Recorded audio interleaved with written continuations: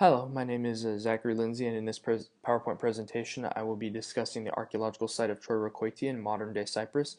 The picture on the first slide is an actual aerial view of the actual archaeological site, which has been completely unmodified since it was first discovered. As previously mentioned, this project will be about the Neolithic site of Choirokoitia and what has been discovered there by archaeologists since 1934. Also, there is a picture of what a dwelling may have looked like from the inside. First off, the location of Choirokoitia is that it's on the island of Cyprus, which is an island off the coast of Turkey in the Mediterranean Sea. Choirokoitia is located in the current district of Larnaca on the Maroni River. It is at the southern end of the island, about 6 kilometers from the southern coast of the Mediterranean Sea.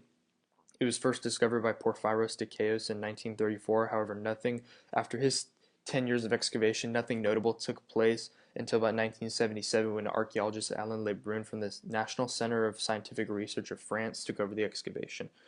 The picture shows where Cyprus is in location like other nations in the Mediterranean. And this is a picture showing where Choirokoitia is on the island. As you can see, it is a relatively nice location for people to access the sea. While I said 6 kilometers may seem like a far walk, it's actually only about 3.75 miles, which can be easily walked there and back in a day.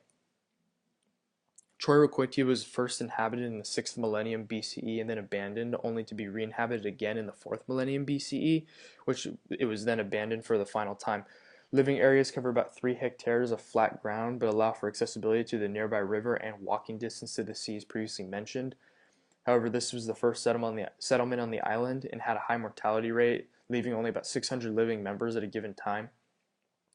It is believed that the inhabitants were from Anatolia, which is now present-day Turkey, or they were the Levant people, making them from the eastern Mediterranean, such as Israel, Syria, Palestine, or Jordan.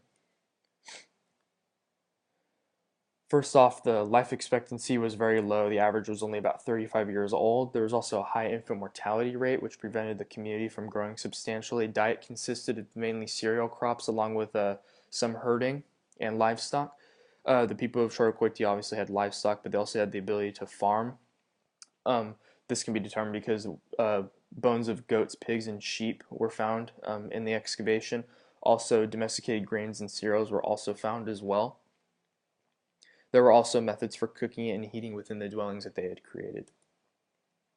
The architecture was created using normal Neolithic building materials, but they did have a characteristically circular building shape with thatched roofs. The buildings ranged from about 2 to 9 meters in diameter, and they were made out of a mixture called pisse, which is a mixture of earth and limestone. The roof was made of reeds, grasses, and earth as well. And this picture shows what a recreation of what the Choirokoitia architecture is believed to have looked like when it was inhabited. And this is a representation of what Choirokoitia may have looked like on a normal day. And this slide is dedicated to the funerary practices of these people. And these are relatively unique. There's really nothing else like it. So first, the dead were buried beneath the houses of their relatives.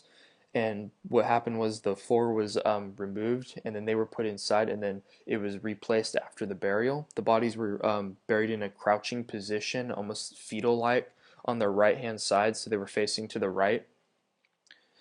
And many were buried with stones, which is believed to prevent the dead from coming back to the world of the living or to come back to life.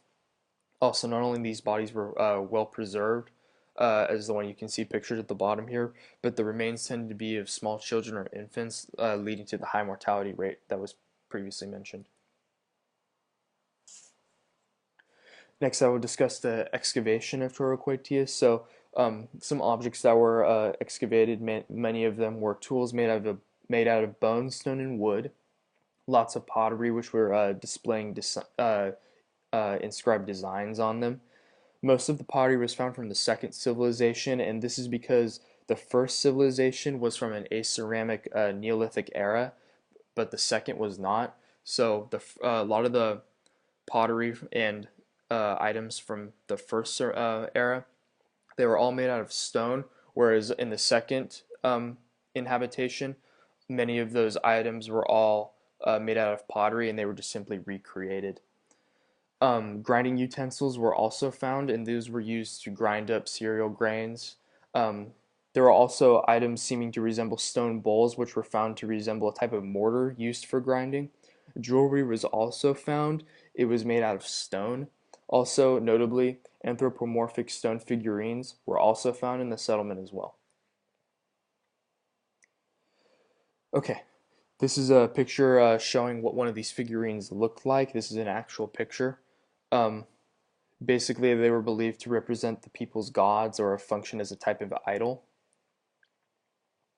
Lastly, Choirokoitia is very important because it was the first civilization on Cyprus and was one of the most important prehistoric civilizations on the Mediterranean due to its location and trading ramifications along the Mediterranean. Also is one of the most well-preserved proto-Neolithic civilizations and contains an archaeological record that was pretty long, but it also contains pre-ceramic eras and post-ceramic eras, which allows for comparison. It was also completely untouched by reconstruction and is considered to be completely authentic, making it one of the most well-preserved Neolithic civilizations in the Mediterranean. And here's my works cited. Thank you.